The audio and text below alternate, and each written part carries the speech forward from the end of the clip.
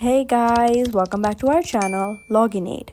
In this video, I'm going to be showing you how to log into your Visible account online. Firstly, you will have to open your Visible app. Once you open your app, you may click on the sign in button right below the Get Started button. However, before you get started, to sign in, you will have to make sure that you have created an account before. If you haven't, you won't be able to log into your account. If you have, then you may tap on the sign in button and proceed. Once you do so, you may enter your login credentials, your email address in the first text box, then your password in the second.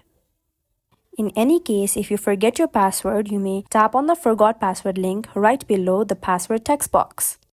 Once you fill in both your details, you may tap on the Face ID button to enable Face ID, which will make it easier for you to log in or sign in to your account next time.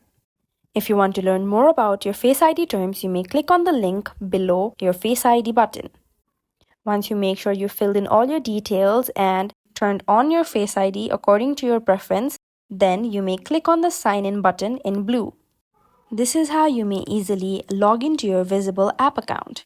If you find this video helpful, kindly like, share and subscribe, and do not forget to leave a comment down below. Thanks for watching.